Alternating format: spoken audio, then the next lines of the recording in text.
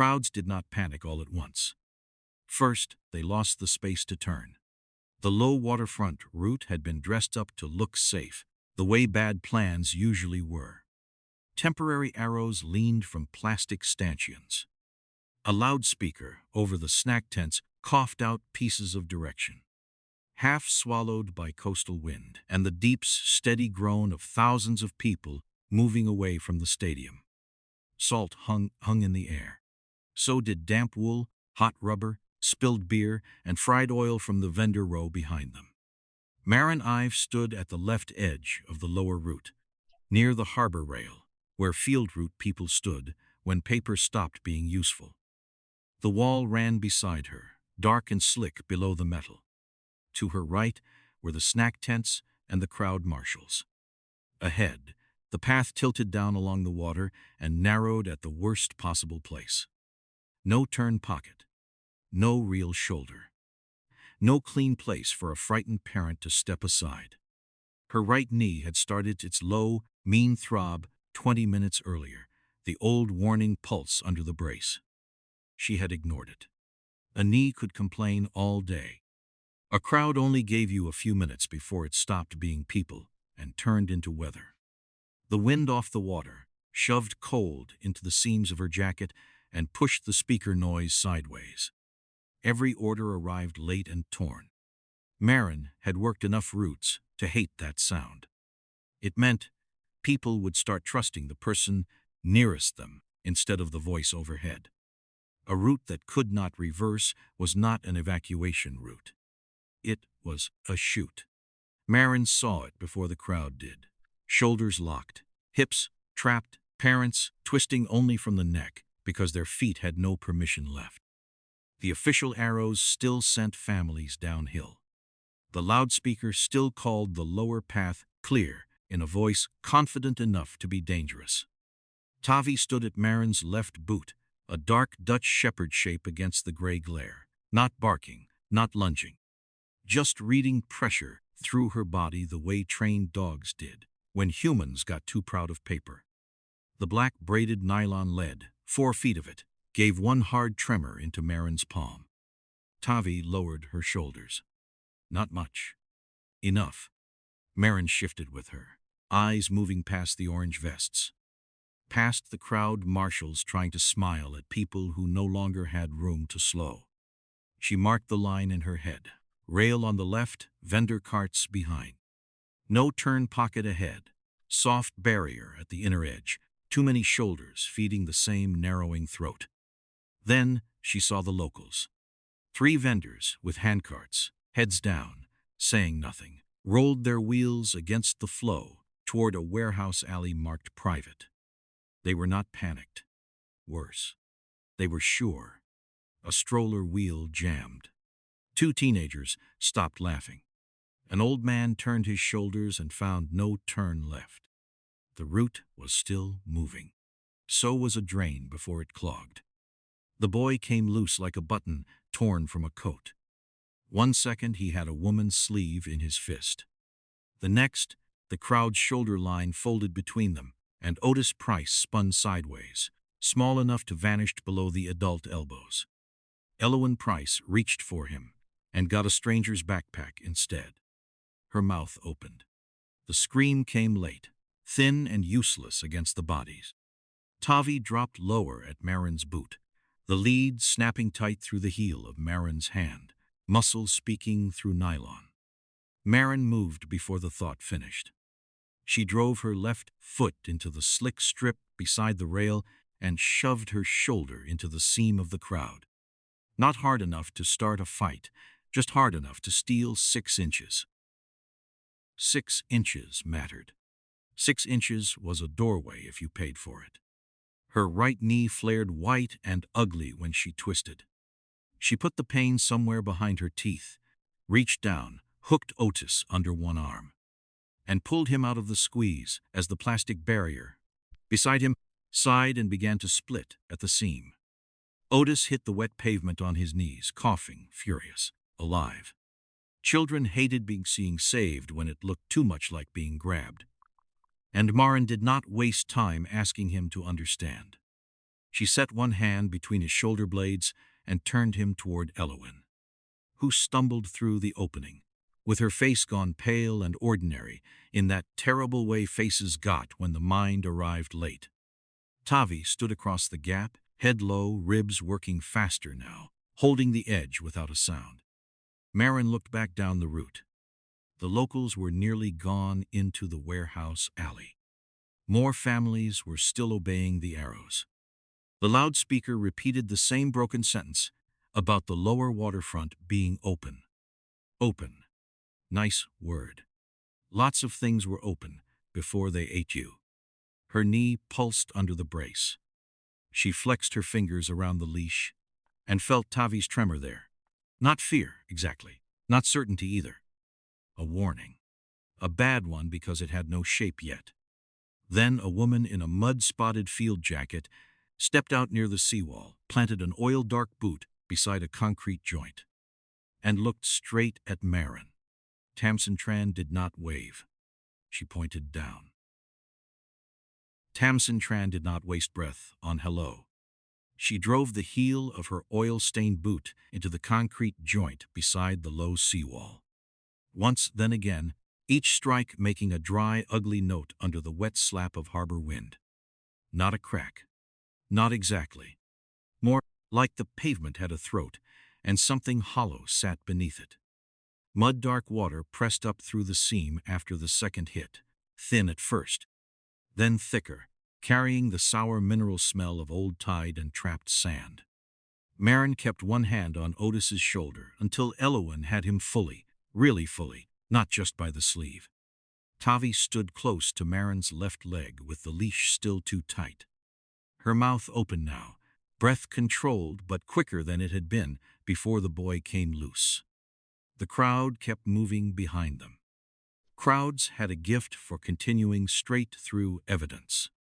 The loudspeaker broke again overhead, sending the lower route instruction out in 3 dead pieces. The rain had not quite started, but the air had gone heavy with it, that dirty coastal pause before the sky made up its mind. Every footstep seemed to press the smell higher from the seams. "Look under your feet," Tamsin said. Her voice had not changed much since Maren last heard it. Sharp edge, no decoration. The kind of voice that made a person feel stupid for needing a second sentence. Not at the flow, under. Maren looked anyway at Tamsin first, because people gave away more than pavement did if you caught them before they arranged their face. Tamsin's shoulders were set too high. Her jaw was locked. She had come in angry, yes, but under that was something tighter and older. Shame, maybe. Not the soft kind. The practical kind that already knew where the bodies would land if the math failed. Maren said, "Why is this route still open?" Tamsin's eyes flicked once toward the stanchions, then to the crowd marshal trying to wave another family downhill. Not an answer. A dodge with boots on. "Maren," she said, and put her heel on the joint again. "If that edge takes another wave like this, the question gets smaller." Maren remembered that look from old sights and bad mornings. Engineers did not get scared first. They got exact. Tamsin was being exact now, and that worried Maren more than shouting would have. The third strike did it. The seam spat a clot of black-brown grit, and the concrete gave back nothing under Tamsin's weight. She crouched, thumbed mud from the joint, and pointed to the space where the surface lip had begun to separate from the fill beneath. 40 centimeters, give or take, she said. A hollow bite under the slab. She kept it short. That mattered. The crowd did not have time for a classroom. Maren's gaze lifted from the joint and caught the temporary aluminum marker 10 yards ahead. It should have squared with the line of the barricades, directing people in a clean diagonal down the official path. It didn't. The reflective face was skewed just enough to look accidental from the front. 15 degrees, maybe less, maybe more. Enough to break the match between the sign and the real movement of bodies. At the base of the pole, bright scratches, showed where the clamp had dragged against grit, fresh enough that the metal had not dulled under salt yet. Not storm damage. Not wind. Someone had turned it by hand. Tamsin saw where Maren was looking and went still for half a second, too long. The crowd's weight rolled against the rail in slow pulses. Each pulse made the mud bead again, a dark blink through the concrete seam. Maren could feel the rhythm in the soles of her boots. The low root could not take another surge. Maren knew it in the dull place behind her ribs before Tamsin said it. The wall, the mud, the locked hips in the crowd, the vendor carts slipping away through the private warehouse alley, different facts, same ugly sentence. Tavi shifted beside her, wanting something from Maren and not knowing what answer would make the pressure stop. Maren eased the leash half an inch, more apology than command. Elowen held Otis against her coat, while the boy stared at the mud bubbling from the joint, as if the ground itself had done something rude. Fair enough. It had. Maren looked upslope, past the broken line of temporary fencing, to the higher dock road that ran behind the warehouses. Higher ground. More room to turn. A better route, not a clean one. Nothing clean survived contact with frightened people. A chain flashed across the top gate, dull steel through rain haze. Two men in civilian safety vests stood behind it, already watching the crowd below like they owned the last dry piece of the city. That was the trouble with better routes. Somebody always found a way to own them. The high dock gate looked less like an exit, up close, and more like a dare somebody had welded into shape on a bad afternoon. Two iron leaves met in the middle, black paint rubbed down to rust at every place hands had grabbed it. A chain as thick as Maren's wrist ran through both gate bars, and back to the hitch of a small warehouse truck parked sideways across the road. The truck had once been white. Harbor weather had turned it the color of old teeth, with rust freckles under the mirrors and diesel breathing from the warm hood. Above it all, the warehouse sat dry and open, maddeningly open. 6 feet higher than the lower root, and clear of the mud seeping through the seawall joints below. Maren's right knee gave one deep pulse when she stepped up from the slope. Not sharp this time. Worse, almost thoughtful. Tavi came with her, still tight on the short black leash, nose working too fast. Behind them, the lower root groaned under another rolling push of bodies. Elowen had Otis close. Tamsin kept the gray folder under one arm and watched the gate the way she had watched the hollow concrete. Like both had already lied to her once. Kellen Rusk held the lower line 30 yards back, one arm out at the orange tape, where the crowd needed a living edge. His job looked small from up here. It was not small. Without a body there, the crowd would read empty space as permission. Bram stood in front of the truck with both hands hooked into his vest. Wide-shouldered, gray at the jaw, not young and not trying to seem young. That helped, oddly. Men pretending not to be scared were usually louder. Bram was quiet, and that made him worse. Behind the gate, Maren saw why. People sat on stacked pallets and plastic crates under the warehouse awning.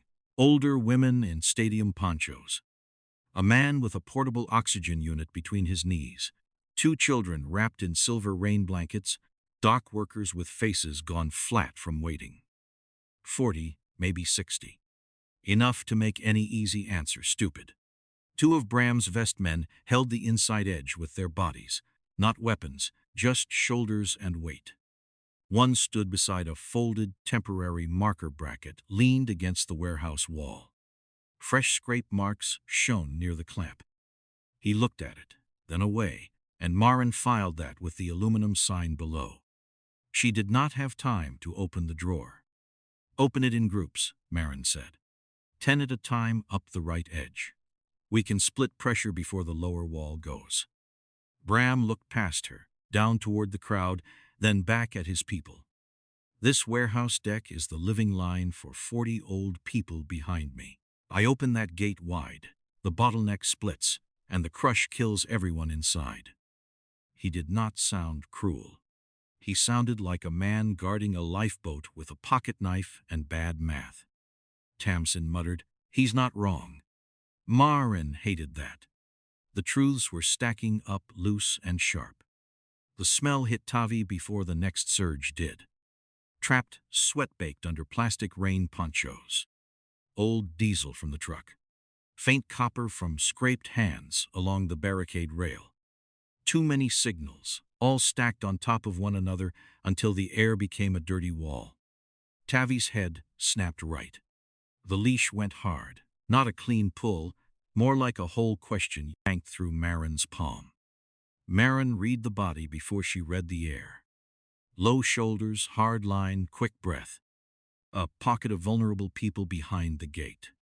A route blocked. A crowd failing below. She made the call too fast. Kellen right side, mark the gate edge. Kellen heard her, or heard enough. He broke position and turned uphill. The moment he did, the lower line lost its human post. A slice of crowd folded into the gap he left. Not a flood. Not yet. Just 30 shoulders shifting downhill at once, which was how floods liked to begin when they were being modest.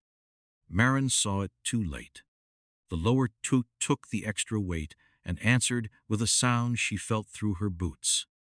A low, wet knock from somewhere under the pavement. Tamsin's face changed. No drama, no wide eyes. Just the small, dead stillness of a professional seeing the exact thing she had warned about arrive early. "Get him back," she said. Maren already had 2 fingers up, calling Kellen down. But the kid had momentum now, and the crowd had borrowed it. People under pressure would copy anything that looked like purpose.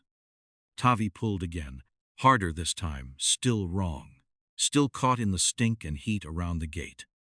Maren shortened the leash and took one bad step downhill. Her knee flared so bright the edges of the gate blurred for half a second. She kept moving. Bram shouted something behind her, probably useful to himself. The chain stayed where it was. The truck stayed sideways. The dry high route stayed owned by men with a reason to be afraid. Down along the seawall, the vulnerable pocket near Elowen and Otis compressed against the temporary mesh by the bypass. Maren turned toward that narrow strip. It was too small, too visible, too easy to turn into another trap. It was also the only piece of route still offering inches instead of excuses. Dusk came down over the harbor in a dirty blue sheet, turning every wet surface into something slick and dishonest. The small seawall bypass ran beside the retaining wall like an afterthought. A narrow strip of concrete fenced off with temporary plastic mesh and cheap zip ties. It had probably looked fine to whoever approved it from a dry room with coffee. On the ground, it looked like a vein somebody had forgotten to protect. Maren reached the mesh with her knee burning hot under the brace, and Tavi pressing close at her left side. The dog's breath, already rough from the noise and stink around the gate. Elowen and Otis were still trapped in the pocket near the rail, hemmed in by bodies that had no malice and no room, which came to about the same thing. Maren grabbed the mesh with both hands and tore upward. It stretched first, stupidly stubborn, then split with a loud plastic rip that snapped through the crowd noise. "Elowen," she said. "Through. Now." Elowen did not argue. Maren was grateful for that. She tucked Otis under one arm like luggage that could breathe, and shoved into the opening while Maren held the torn edge back with her forearm. The concrete inside the bypass was wet and narrow, barely wide enough for 2 adults if both believed in miracles and small hips. For 3 seconds, it worked. That was the mean part. The little pocket moved. Otis got through. Elowen got through. 2 older men followed, one clutching a folded stadium seat like it was a passport. Elowen kept one hand on Otis and used the other to catch the sleeve of the man behind her, pulling him into the interval, instead of letting him rush the gap. Kellen came stumbling back down from the high gate, red-faced and trying to fix what he had broken by using volume, which was a very human choice and a terrible field choice. He lifted the megaphone before Maren could stop him. "Lower fences open. Clear the lane. Take the seawall shortcut." The words blasted across the lower route, flat and bright and disastrous. Maren slapped the megaphone down with the back of her wrist. Too late to matter. "No," she snapped. The crowd had already heard the only parts that mattered. Open. Shortcut. Lane. Heads turned first. Then shoulders. Then the whole mass shifted center, 400 people borrowing one bad idea at the same time. Maren saw it move through them like wind through tall grass, only heavier and much less poetic. A man pointed. A woman grabbed her daughter by the hood. Someone shouted that the side path was clear. It was not clear. It was a straw, and now the whole damn harbor wanted to drink through it. The first surge hit the mesh opening sideways. Bodies did not run so much as tilt, and once they tilted, the weight behind them made the rest of the decision. Maren braced one boot against the retaining curb and caught a teenager by the chest before he slammed into Otis. Her right knee screamed clean up the thigh. She let it. Pain had a lot of opinions, and none of them were in charge. Tavi tried to hold the edge of the gap, shoulders low. Body angled across the worst of the push, but the leash caught between two thighs and snapped across Maren's palm hard enough to burn.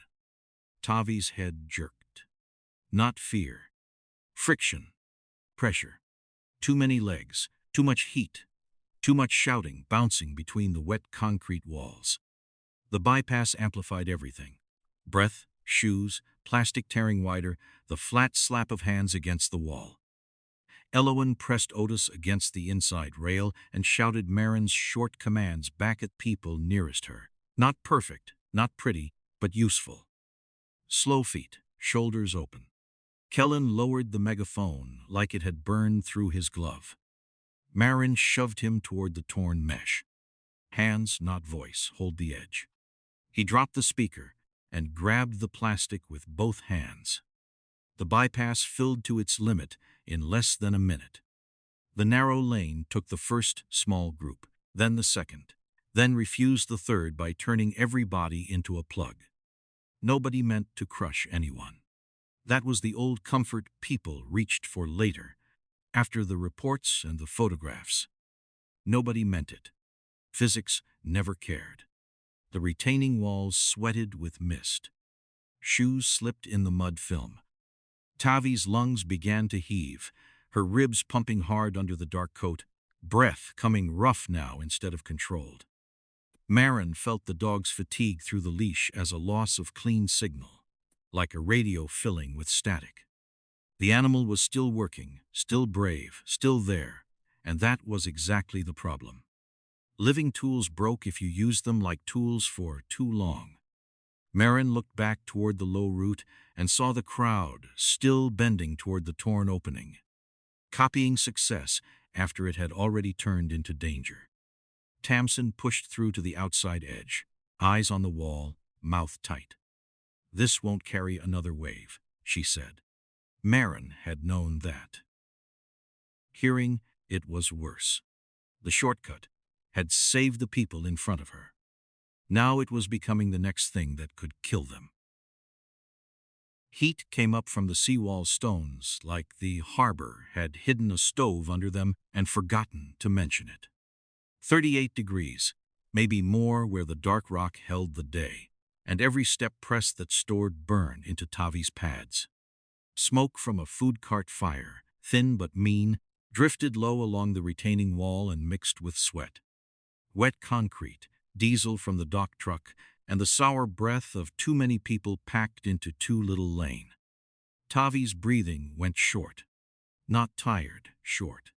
working too hard short. Maren heard the rhythm change before she understood it. A rapid, dry pumping under the shouting, close to 120 breaths a minute, each one stealing more use from the dog's nose. The leashes still pulled in Maren's burned palm, but the signal had turned messy. Static through flesh. Kellen was still at the torn mesh, both hands locked in the plastic, trying to hold open what his megaphone had ruined. Elowen had Otis tight against the inside wall. The bypass had turned from escape to squeeze in less time than it took a normal person to regret a normal mistake. The elderly pocket jammed first. 3 older women in ponchos. One man with a cane, another with both hands braced on a stranger's shoulders because his legs had given up on optimism. They were pinned where the narrow lane kissed the low wall. Right over the joints, Tamsin had been watching. Silt mud bled up there in small dark tongues. Each shove from the crowd pressed those people harder into the wall and made the seam blink wet again. The cane man's shoulder slid below the line of coats. Maren caught his collar with 2 fingers and felt fabric tear. Kellen got one hand under his elbow, not lifting him, just stopping the crowd from folding him into the wall. Tamsin planted her boot over the mud seam and used her hip like a doorstop.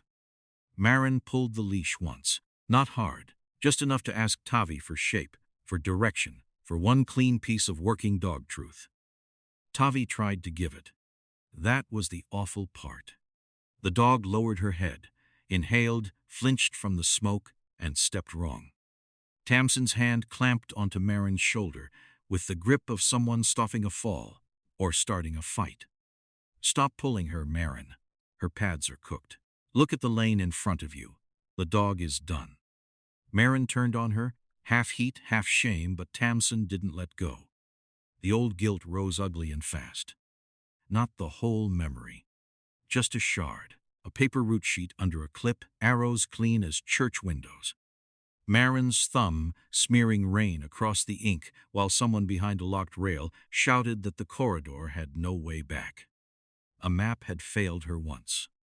Now she had nearly made a dog into a map. Maren dropped the leash slack instead of answering. Tavi staggered half a step and steadied herself, ribs still pumping hard. Maren went down on one knee beside her, the bad knee, because the bad knee took the ground anyway. Pain flashed white behind her eyes. She ignored it long enough to lift one of Tavi's front paws.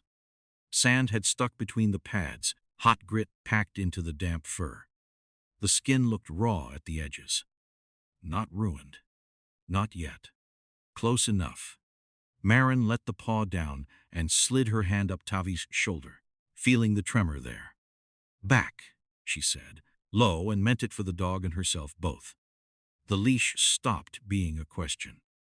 It became a boundary. She eased Tavi behind her leg out of the crush line, then stood with the kind of care that made standing feel like a negotiation with a hostile landlord. No dog. No clean cue. Just bodies. Shoulders angled too far left.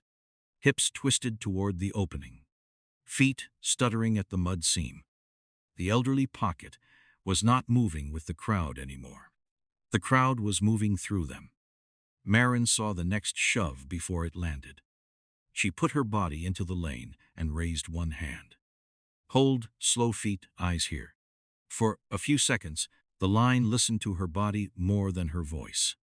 That was the only kind of obedience Maren trusted. She planted herself at the edge of the pinned group and made a human post of her own frame, letting the crowd read the stop from her shoulders. From Tamsin bracing beside the mud seam, from Kellen gripping torn mesh with both hands and looking sick enough to be useful. Tavi stayed behind Maren's left calf, breathing hard, no longer asked to solve what humans had broken. Good. Living things got to be spared before they became symbols. Maren shifted the older man with the cane by inches, just enough to open a pocket of air. Elowen repeated the short commands down the inside wall, voice cracked but steady. Then the concrete gave a sound like a wet board splitting inside a locked room. Not loud. Worse. Intimate. The nearest shoulders jerked away from it. Someone saw the mud spit from the joint and shouted that the wall was going. The words jumped faster than thought, faster than the loudspeaker, faster than any clean correction. The lane shuddered as fear traveled through hips and elbows. Maren felt the human line break before she saw it. The crowd was no longer pressing. It was running without room to run. Night arrived all at once after the crack, or maybe Maren only noticed it then. The harbor lamps threw hard white patches across wet concrete while phone screens came up in the crowd. Little blue rectangles held at chest height. Recording, judging, lighting frightened faces from below. The loudspeakers kept trying. Bless them. They coughed out revised directions in broken chunks, then lost half the words to wind. Metal echo, and the raw drum of feet on hollow pavement. The rumor did better. Walls going. Side paths open. Move up. Move now. It passed mouth to mouth, shoulder to shoulder, faster than any official system could catch, because fear had no delay built into it. The low root buckled in rhythm first. Not the ground. The people. Stamps went out of time. Knees hit backs of knees. Hips turned before feet could follow. Maren held her place at the bypass edge with Tavi behind her leg, the dog still breathing too hard to be asked for anything clever. Up the slope, beyond the pressure and the torn mesh, Bram's iron gate sat under the warehouse lights. High ground. Locked ground. The whole night had narrowed to 3 points. Maren's post, the failing low path, and that chained gate above them. Kellen finally stopped trying to command the harbor, like a man yelling at weather. He ditched the big voice, lowered the megaphone until it was barely more than a hard extension of his mouth, and started cutting orders down to bone. Hold your line, do not run, watch your hips. The words were still too many for some, not enough for others, but the shape had changed. Short orders gave people something to copy besides panic. Elowen heard him, caught the rhythm, and stepped into the lane junction with Otis pressed behind her hip. The lane still needed a body in the junction, and she was there. She raised both arms and repeated the same lines in a thinner voice. But it landed because she was standing where the bodies needed a mark. Maren saw the effect ripple out by inches. Not control. Control was a bedtime story people told after drills. This was influence. A few shoulders squared. A few feet slowed. The vulnerable group stopped, folding into the wall. Then another shout came from the low root, and the copied motion shifted again, hard toward the torn bypass. The full running wave trying to fit itself through a gap made for the desperate few. Otis slipped loose when a man fell against Elowen's side. The boy ducked under her arm, small and fast and terrified in that child way that went straight for the wrong thing with perfect commitment. He was reaching for the little red plastic charm clipped from his jacket. The cheap stadium charm he had been worrying between his fingers since Maren first pulled him out. It had skittered in the mud toward the lower lane. Elowen screamed his name. Maren saw him too far away, one body line away, then two, because the wave had teeth now. Tavi moved before Maren asked. No miracle, no wisdom. Just training, bond, and the last useful strength in a tired frame. The dog dropped low across the lane, shoulders braced at an angle. Body turning into a dark wedge between Otis and the next surge of legs. The leash rattled through Maren's palms, so hard it burned the same raw stripe from before. Tavi's paws slid on the wet grit, held, slid again. 3 seconds. Maybe less. Enough for Maren to punch her bad knee through the gap, catch Otis by the back of his coat, and drag him over Tavi's spine and into Elowen's arms.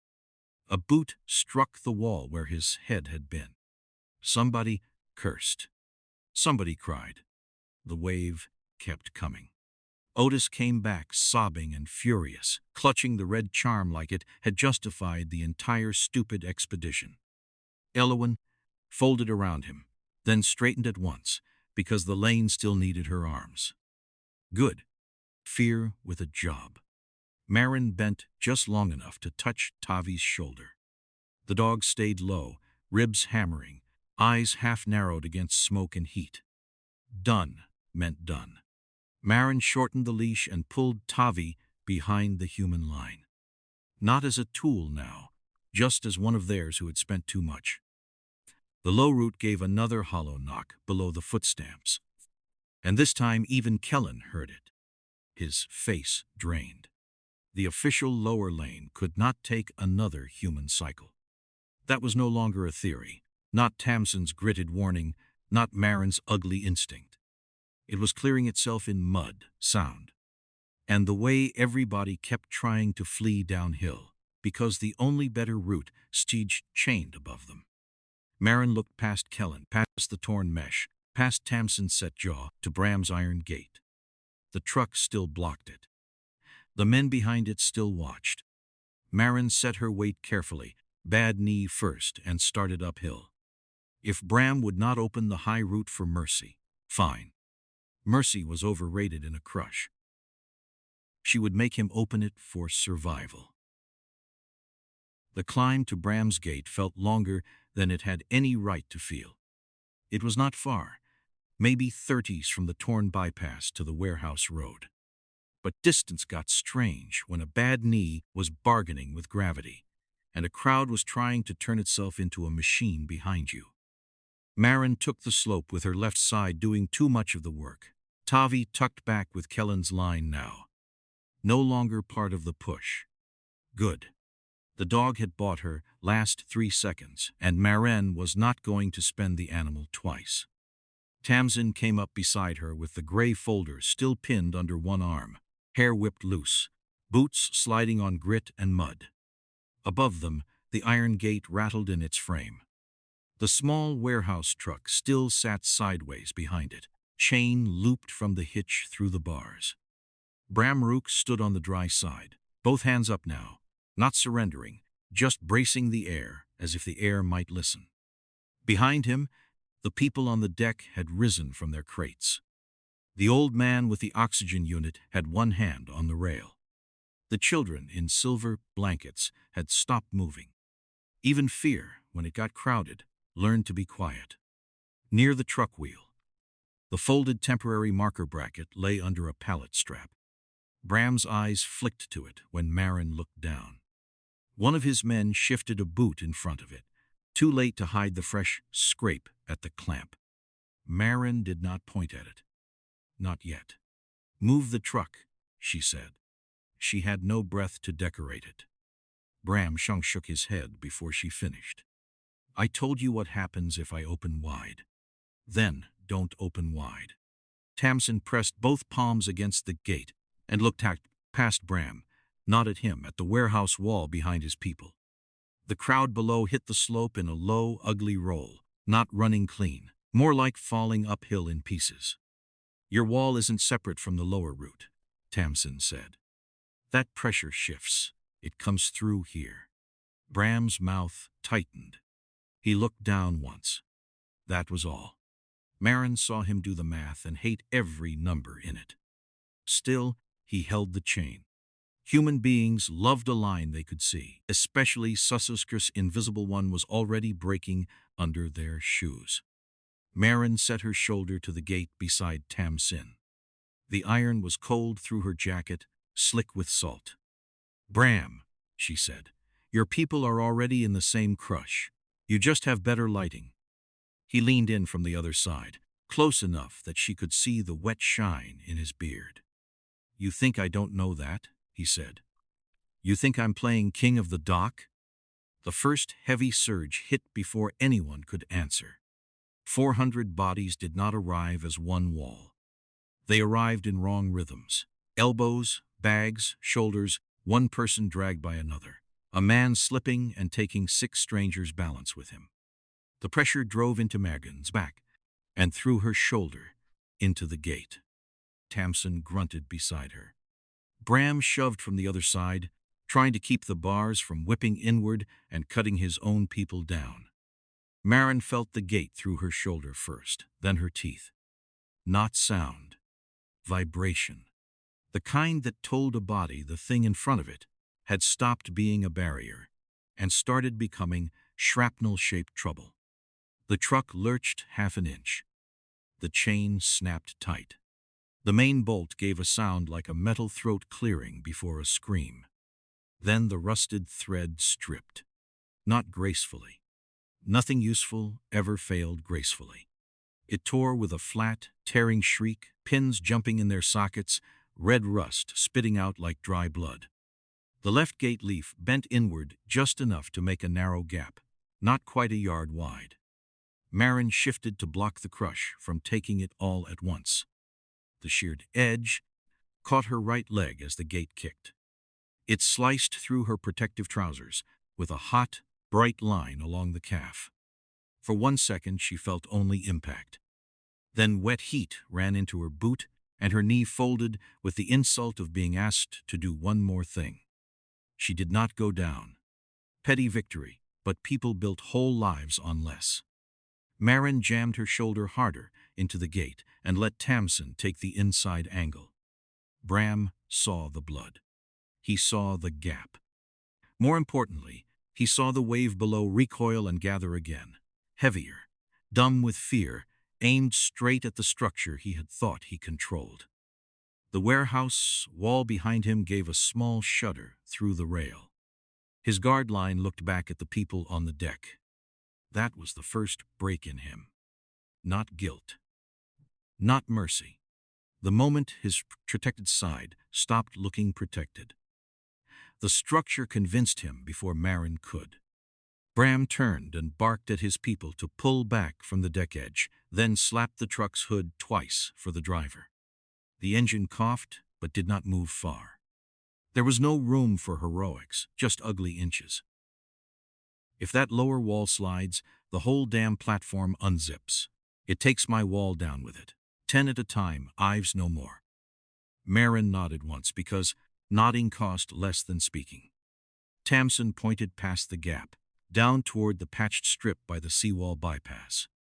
Not through the main deck, she said. We cycle them across the small lane, slow, no running. Maren swallowed against the pain, set her bleeding leg under her, and looked back toward the line she had to become. 10 at a time. A stupidly small number. A living number. The small seawall bypass looked worse now that it had become the plan. Earlier it had been a bad option. Now it was salvation with wet concrete, torn mesh, and a slab that sounded hollow if you loved honesty enough to kick it. Tamsin reached the patched section first and drove her boot heel into 3 places along the V-shaped concrete edge. Tap, tap, dead note. Then one better note near the inside seam. Not good, just less murderous. She pointed there without looking up. Slow clusters, 10 no running. Her voice had gone flat from concentration. They break interval, it drops. Maren heard the warning but felt the blood in her boot more clearly. Warm at first, then cooling under the rain mist, sticky against the torn fabric of her right calf. Her knee braced ground with each step, as if the thing had opinions about retirement. She ignored it and moved to the sharp turn where the bypass bent away from the low route and toward the cracked gate gap. That turn was the whole story now. Miss it, and people hit the mud seam. Rush it, and the slab failed. She planted herself at the angle, facing the coming bodies, and made her frame the sign. The map was simple if you could stand to look at it. Maren at the turn. Kellen 5 feet across, back to corrugated metal. Tamsin at the seam. Bram at the gate chain. Elowen moving the front cluster by touch. Tavi along the outer wire, spent and still trying. Hold the turn. 10 souls only. Keep your interval. The words came out rough, but carried. Kellen took the opposite side, pale, jaw clenched. Megaphone hanging dead at his hips because he had apparently learned not to turn fear into a public announcement. He put both hands out, palms down, and used his body instead of the speaker. "Slow feet," he called. "Stay with me." Elowen moved at the front of the first elderly cluster, one arm around Otis, the other hand guiding the man with the cane by the sleeve. She did not ask permission. Civilians were impressive once they ran out of choices.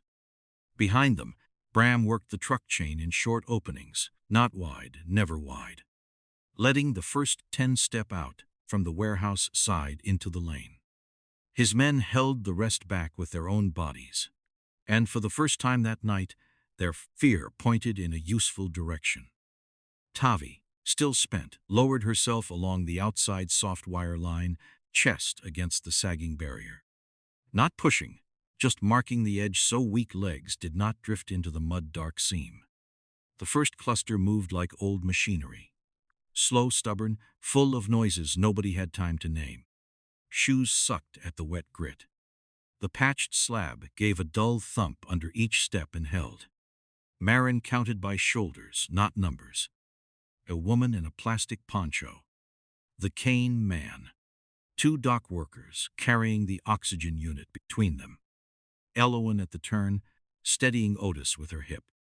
Kellen opposite, breathing through his mouth, eyes locked on Maren's hand signals, now instead of the crowd's panic. The line wanted to speed up every time it saw open space. Open space lied beautifully.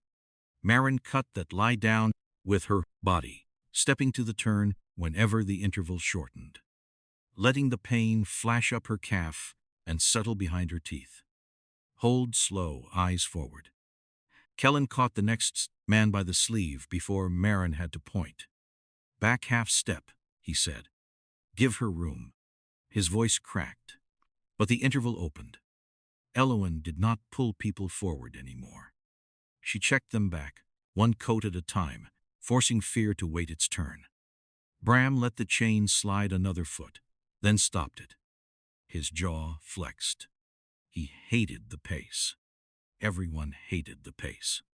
Pace was the difference between a route and a pile of bodies, which made it unpopular with people currently scared out of their minds. Tamsin crouched near the seam, one hand hovering over the concrete like she could feel its temper. "It's holding," she said.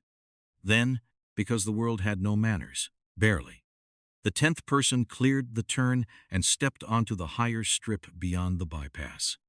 For one small breath, the lane worked. Not in theory. Not in a diagram.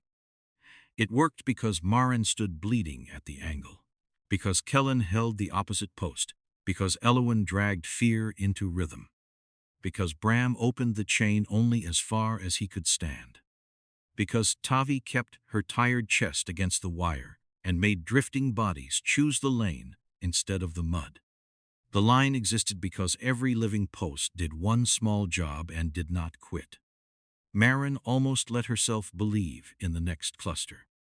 Then the final wave hit the bypass entrance. It came from the low route, with the force of people who had seen others survive, and decided survival was a thing to seize, not wait for. The torn mesh snapped wider. The soft wire bowed under shoulders. Tavi's paws scraped for grip. Kellen shouted, "Hold back," but the words broke under the sound. Tamsin rose fast, eyes on the slab.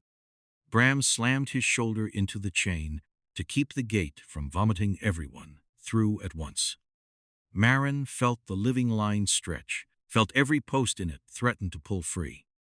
She set her bad leg, tasted salt and iron, and held the turn.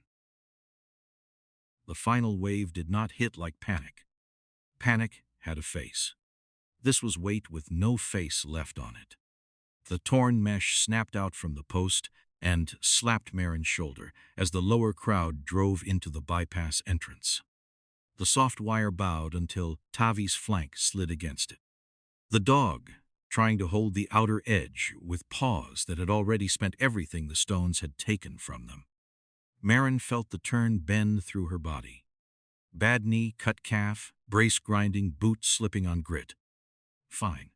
The world had become very generous with bad options. She planted the heel again and gave the bodies the only shape she had left. "Hold the turn," she said, and her voice came out lower than the roar. Kellen caught it across from her, back against the corrugated wall. Hands out. No megaphone, no big brave nonsense. 10 only. Slow feet. Elowen repeated him from the inside rail, one arm keeping Otis behind her hip, the other steering a woman in a torn poncho back into the interval. Bram fought the chain at the gate, letting it jump 6 inches, then slamming his shoulder into it before the crowd could make a mouth of the opening. Tamsin had both eyes on the slab seam. She did not blink when the mud line darkened. That was how Maren knew the ground had already started to answer. The patched concrete gave a dead knock under the next 10 feet. Then another. Then the lower root behind them cracked with a sound too deep to be a surface break. A thick, inside tearing that seemed to come from under the harbor itself. The low seawall section sagged first. For half a second it only lowered, taking rail, mud, signpost, and pavement with it. Then the whole segment dropped into the coastal wash behind them. Water punched up white through the gap. The crowd screamed, but the scream did not stop the bodies behind it. Screams never did. They only told everyone what physics had already decided. Maren saw the drop in flashes between shoulders, a man's hand on the rail and no rail under it. A yellow sleeve sliding out of sight, Tamsin lunging to catch a woman's coat and getting only fabric. A blue scarf stayed caught on the bent rail after the sleeve was gone. Maren saw it once. Then the next shoulder struck her and she had to keep the turn. Some people did not clear. There it was. Not a lesson. Not a sacrifice. Just the bill arriving. Maren shoved a boy, not Otis, another boy, older, across the turn and felt her calf open hot again inside the torn trousers. Kellen held the opposite post so hard his palms left red marks on the wall. Elowen kept counting people by touch, sleeve to sleeve, pushing fear into rhythm because speech had become too small. Tavi dropped her chest low along the wire one last time and kept 3 drifting bodies from spilling toward the mud seam. Not rescue. Edge work. Precious, brutal little inches. Bram's chain clanged and clanged. He let 10 through, then 10 more, then a broken cluster of 7, when the count stopped meaning clean things and started meaning breath. By the time the roar thinned, the hand-over tally would list 224. Maren did not know the number then. She knew only that each person through the gate took a little shape out of the wave, and each person missing left the shape wrong. The line had held longer than it had any right to, and not long enough. Dawn came gray and mean through the warehouse windows, the kind of light that made every wet coat and salt mark look like evidence. The audit room smelled of concrete dust, cold coffee, harbor mud, and exhausted people. A wall clock ticked above a corkboard with old safety notices curling at the corners. Maren sat on the end of a wooden bench because standing had become a negotiation she was losing. Her right leg pulsed from knee to calf, each beat duller now, heavier, less interested in being ignored. Tavi lay under the bench with her head between her paws.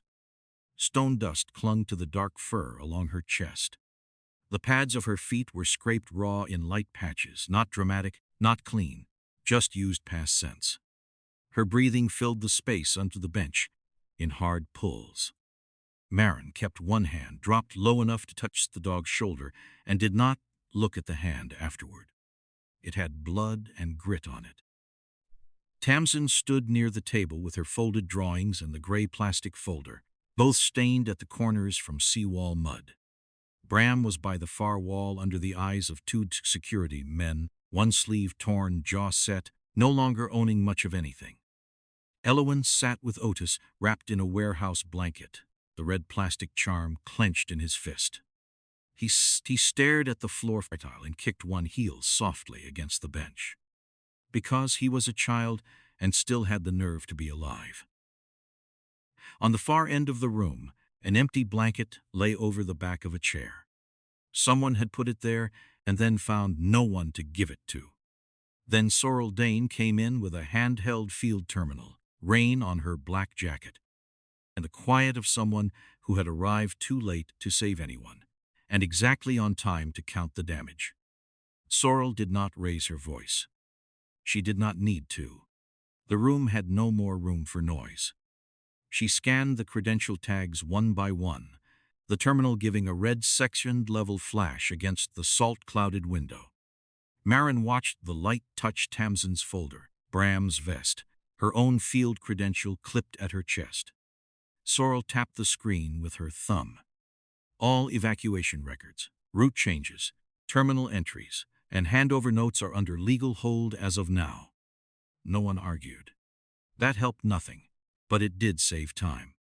She logged Tamsin's drawings and temporary repair records for technical engineering audit, sealed the folder in a clear sleeve, and set it on the table like it weighed more than paper.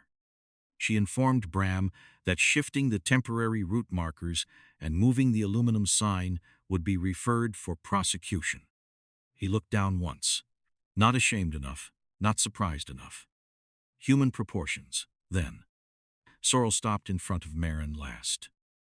She unclipped Maren's field credential with 2 fingers and passed the terminal over it until the status light went dark.